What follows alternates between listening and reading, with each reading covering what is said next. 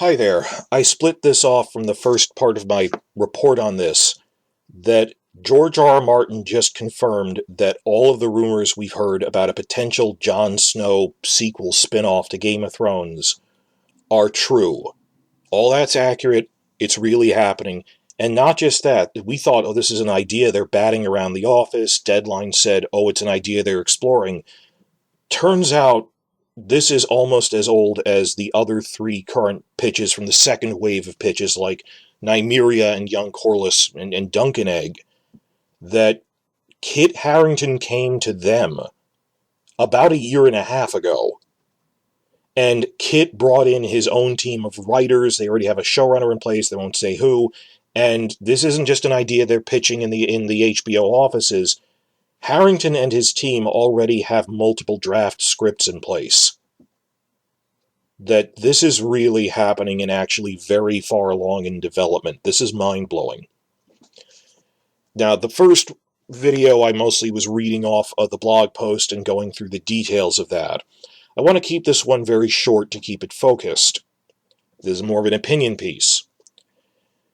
This will not be Season 9 of Game of Thrones. Otherwise, they would have called it that. Instead, they're calling it the Jon Snow Project. Its official working title is Snow. And I can't control the whole internet much as I'd like to, that so many of the clickbait channels are going to be ranting about this. Well, of course it's going to be Season 9. I've seen this, like Joanna Robinson, it's fan theorization from Season 7 and 8 all over again. That subculture of, when we were saying the story doesn't make sense, they were enjoying theorizing about what it could be, and the theories were more entertaining than what was actually happening. The meta game of it. That some people really want this to be Season 9 to fix everything that came before. First off, they're not calling it that. Objectively, they're not. It's Harrington's idea, and they're calling it Snow. And maybe some other characters might cameo in it, but it wouldn't be a balanced Season 9 the way Game of Thrones was balanced between Jon and Sansa and Tyrion. Sansa and Tyrion might not be in it at all. Jon might never come south of the Wall. Or they might cameo in it. I can't disprove that it's actually this continent-spanning story for Jon Snow meeting everyone again, but based on that it's Harrington's idea and the name, it doesn't sound like that's what they're doing.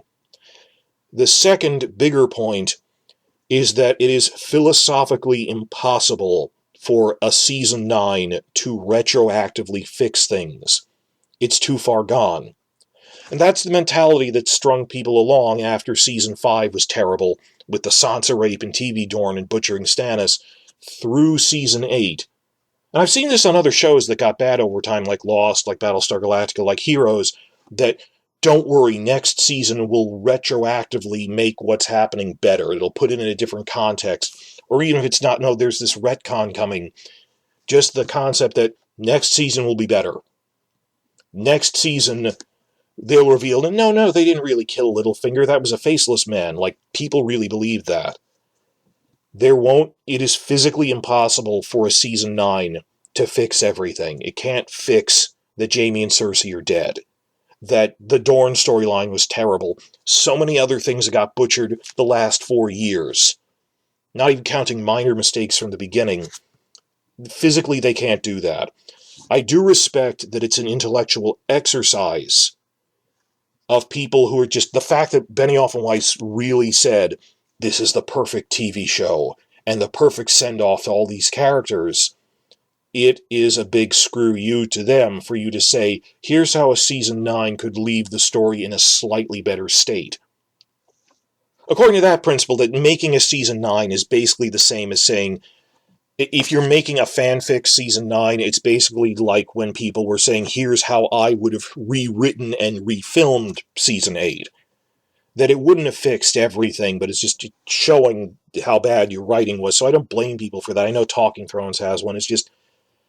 Guys, stand back from it and realize this is a fun intellectual exercise, but don't take it too seriously. They're not going to do that. One thing I really want to yell about is people keep going, Season 9 will fix everything. They'll resurrect Daenerys. And then what? How are they going to get over all the people she killed? It's like how they're ruining Scarlet Witch in the MCU, and like, we know she's coming back. She's not dead, but you can't undo what happened. And is this really just devolving into a game of you're checking off a Deadpool list of who lives and who dies, regardless of whether their story made sense? That, no, we'll fix the show. Daenerys will be alive. Will you fix the show by making Bran not king? That we were just as upset about that Sansa being a queen of Winterfell made no sense in terms of the plot mechanics to get there. They just announced it rather than it happening due to her own actions. She asks her brother that Bran, and for that matter, Bran becoming king made no sense. And they turn around and go, you're just irate Daenerys fans who don't like that she died. It's not a matter of who lived or died, but how well the story was told. And thankfully, even public figures like a month ago or 2 months ago, James Gunn, the director, in a tweet, he said, we're not blindly complaining that Daenerys turned bad like an Anakin Skywalker thing or whatever. It's that you did it in 2 episodes, which was impossible to tell coherently. That even if you resurrect Daenerys, that doesn't fix her storyline. Will that resurrect how silly it was that Rhaegal died? The way he died, getting bullseyed by that 3 times? It couldn't fix everything. And stand back and realize Daenerys isn't a real person. What you're angry about is bad writing. What this could potentially be, it can't be Season 9. Because it's phrased as a Jon Snow spinoff, not all of them. And second, it is philosophically, theoretically impossible to fix everything. If you tell me in the comments how you're going to fix everything, I will delete your comments. No, stop. It can't fix everything. There's too much has gone. Would it undo the Sansa rape, which already happened? Nothing can undo that or make up for that now. And when you say, no, next season will fix everything, you're letting all the mistakes get off the hook. That we can undo that. It already happened. Mistakes were made and people need to be blamed for it, rather than just, oh, well, we'll make it up next season. This won't be Season 9, but what it could potentially be is Kit Harington breaking ranks with Benioff and Weiss. That this could be, potentially, could be a cash grab. It could be him standing up and going, this wasn't the perfect ending, you ruined my character, I'm going to have one last hurrah as the character in this self-contained epilogue piece. Like, potentially this might never go south of the wall. It might just be like an epilogue with him being with the wildlings, where he's actually allowed to act and behave like the Jon Snow of seasons 1 to 4, as a final screw you to Benioff and Weiss that you really wrecked my character. And just remember just how much they were preening and in a bubble of egotism in the lead up to like the season 8 Emmys and stuff, that this is the perfect TV season and we will never need to add to it. And even as they were rushing out, they knew they rushed it to go do Star Wars stuff, but at the same time demanded people say it was the best. They half-assed it, then seemed surprised when people didn't praise them it was the best thing ever. But that happens when you have a personality cult on set, where there is no writing staff, it's just these 2 guys running everything, being drunk on power, and they're unqualified. So it can't be the Season 9 in your heads. It could be a cash grab. It could be... It won't be a canon unto itself. There won't be a standalone TV Westeros canon that bears scrutiny as an independent fictional universe. But it could be one final outing by Harrington to show this could have been better. And it wasn't our fault, it was the writer's fault. One other option, which I do not take seriously but occurred to me as I was making this, what if we truly are looking at, in terms of when people, it's like comic book adaptations. What if we're really looking at an X-Men Days of Future Past situation, where Kit Harington himself literally wants to end a one-shot TV season with time travel resetting the entire story? to lay the groundwork for a new adaptation in 10 to 20 years. Now, it's crazy, and I don't think it, with no evidence, I can't think that. I think that, if nothing else, he just wants a self-contained hour-long character study of Jon Snow up in the wilderness north of the Wall as a last hurrah. What if Kit got so upset by what happened that he's literally going to end this with time travel to, clean the slate for the next generation to tell it the right way? I can't disprove that. I mean, I really wouldn't go around hoping that. I'm hoping it's just him spiting Benioff with a good character piece, but that he would go so far as to make a time travel erasing Days of Future Past situation. Oh, what's that? If only time travel existed in this universe. It does. And it doesn't need to have good plot mechanics. He can just, it's going to be like Poochie going on The Simpsons going, my home planet needs me, I have to go. Have them just mumble, Jon Snow warged into a weirwood tree and he reset the timeline.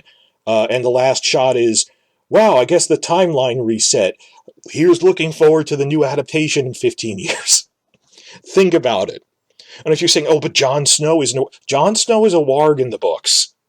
He potentially has green seer power. And again, the story doesn't need to make sense. It is the actor having the last laugh on the showrunners. What if this could be an ongoing Jon Snow project meant to last 3 or 4 seasons, as some people hope.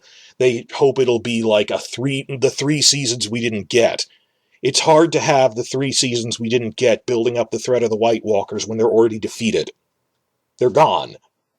They can't be season 9, much less seasons 9, 10, and 11.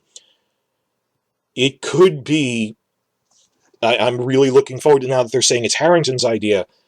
It's Harrington just showing like an El Camino scale thing. This is me doing it my way, as opposed to them pandering me for Emmy Awards with all these striking a dramatic pose and saying you're McQueen, or not even saying anything, just the brooding face, letting him act. And I'm all for that because we support the actors. They went through all this. If I were in charge of this, I would end it with a time travel reset using the Weirwood Network. Just end it with Harrington, a last hurrah for Harrington, some real writing. And how would I make a season 9? I'd end it with a Days of Future Past style time travel reset to set up a new adaptation 15 years from now, when the current set of prequels is done. That would be hilarious. But the real emphasis I have is, up to now, we have no real way of knowing what it is, but we can say what it isn't. It's a Jon Snow project. They're not calling it Season 9. It's something focused on Jon Snow, 1. And 2, theoretically, it could not be the Season 9 you want that will fix everything. And it's probably because it's focused on Jon Snow, not just the continuing historical, just history always moves forward. Well, what happened in the rest of the Seven Kingdoms with Tyrion and Sansa and politically? I don't think they want to do that because there's no way it would make sense. Like, why is the North independent but no one else? That's silly. So we are going to, for the next year or so, have people claiming it's going to be Season 9, it's going to be Season 9, and I can't stop that. And much as I hate to say it, it fuels viewership. My hope is that people will be and that's the environment I came in when I started my channel in 2017, that so much of like 90% of online stuff was mindless, just empty speculation on, is the Night King really a time-traveling brand, which that doesn't have basis in anything because they've already diverged from the book so much, versus behind-the-scenes research on the filmmaking of Game of Thrones, of these are really stupid things they did behind the scenes, character analysis and context for Fire and Blood, for House of the Dragon. That we're like that top 10% of the food pyramid, that you need to get the dessert, you need to have all of the other stuff propping it up.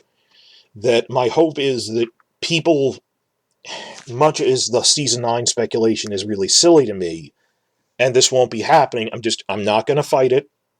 People will come on, they'll do that, and hopefully they'll drift over to more hardcore textual, researched academic analysis channels like mine, like Red Team Review and Preston Jacobs, like In Deep Geek, the more serious channels like that, as opposed to, here's a wish list of what I want in Season 9, They'll focus more on, and again, I'm not making fun of Talking Thrones, who said it's an intellectual exercise he made a season 9 script, which is, again, I respect in theory, but it's too far gone. But that people will come for the theories and stay for the actual news reporting that Talking Thrones and me, Preston, that we all do. So I'm just saying right now, I can't fight that. It's background noise. It's not the real reporting, and hopefully people will come onto that and drift to us. And then as more news comes out about this, that it's not season 9, that it's actually kind of a focused, Jon Snow character study, I'll be fine with that. It's already, the book fan sites are saying, so what? It's a separate continuity. Whole other debate about, well, then does that mean this is the real ending? I simply have to say, how do you know that Harrington doesn't intend to end this with a time travel reset? They're going, well, of course this proves that the Game of Thrones Season 8 is generally the ending. To be honest, I'm behind schedule. I think that Jon Snow is going to go north of the Wall to live with the wildlings at the end of the story, much like Frodo went over the sea to the west at the end of Lord of the Rings. That doesn't mean all of Season 8 was accurate. Jaime not killing Cersei, Daenerys being burned, like, when people are going, it's a choice of either this is real or in the books Jon Snow is going to be king married to Daenerys. Guys, it's not that binary choice. I never thought that was going to happen in the books. I thought it was going to be like the end of Lord of the Rings, where Jon Snow rides off into the sunset, into the wilderness, that it could broadly be similar, but so broadly as to be meaningless. And I'll just keep pointing out, like on Twitter and stuff, oh, it's going to be the real ending. How do you know this isn't going to end with a Days of Future Past style time travel reset to lay the groundwork for a better adaptation in 20 years? You can't disprove that. So my position now is bemused detachment and support for Harrington. That let's see what he's intending. This sounds interesting. What is he doing? How far is he willing to speak out against Benioff and Weiss with this? The mere fact the project exists is a giant screw you to Benioff and Weiss saying this was the perfect ending. So there's going to be speculation. Oh, it's season. It doesn't even sound like it's going to be a season 9. It trying to be one, and I don't think a season 9 could fix all of these problems. But then again, what is Harrington trying to do with this? Even if it's just him stating that this was not a good adaptation, this was not good television, that helps our case for we need a new adaptation. So that's my thoughts on that for now, of where are we going with this. It doesn't really change things too much. If it gets more viewership, it'll make more buzz for the franchise as a whole, which, sad as I am to say it, will fuel viewership for House of the Dragon and our channels analyzing it. And it's not going to be the good old days. If you see the people who really loved, like the Joanna Robinsons of the world, loved the meta-theorization of Season 7 more than The Emperor is Naked. This is a terrible show. There's all sorts of problems. You know who I wish was in charge? In all seriousness, I wish Quinn Howard was the guy they let run the Comic-Con panel for this. Because just yesterday, he's so upset about this, he says, I do not want to watch House of the Dragon. He started out as Quinn's Ideas of Ice and Fire. And just last week, he did, 2 days ago, he did a really nice Twitter thread where he succinctly said, like the boy saying the Emperor's naked, it wasn't just Season 8, Season 7 had this problem, Season 6 had this problem, Season 5 was a mix of really slow storylines and bizarrely really rushed ones. Like the Arya one was too slow because they just loved showing her off, whereas the Dorne stuff just zipped through. And it bolsters my sanity when you see people pointing that out, that no, we were living in a nightmare since the Sansa rape, and people were pretending this was this amazing show, and no, Season 8 is an aberration. We can get around this. Maybe someone else who lives close, like Tony Teflon is the oldest analysis channel we have, and he's actually pretty much an honest and perceptive guy who keeps track of this was a bad season, that you really mishandled all of these other characters. So I really don't want James Hibberd to be running Comic-Con again, because he ran the other ones and he didn't do real Q&A and all that other junk. It was really upsetting. But that's just me. There's people like the Joanna Robinsons and Hibberds of the world who are going to go, this is going to be season 9. And then there's, let's see what happens. I don't really think this changes that much in the grand scheme of things in the near future for 2022 for House of the Dragon itself. And as Martin said, they might not make this. So it's not even cautious optimism, it's detached bemusement. That it might not even... This might be Kit really turning on the legacy of Benioff and Weiss. And wait, so you're saying you want a season 9 to fix season 8, while at the same time you're offended that I'm criticizing Benioff and Weiss and the legacy of the show? Really?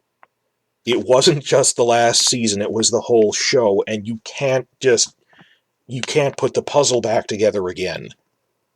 That the mere fact that you want a season 9 means you admit how flawed this was, but you're still kind of rationalizing, bargaining, and in denial of, well, we just need another season that could fix it. It's beyond fixing. And you're at least at the point where you admit it wasn't a masterpiece. So, I hope you come to grips with this as we keep presenting more behind-the-scenes facts of what really happened.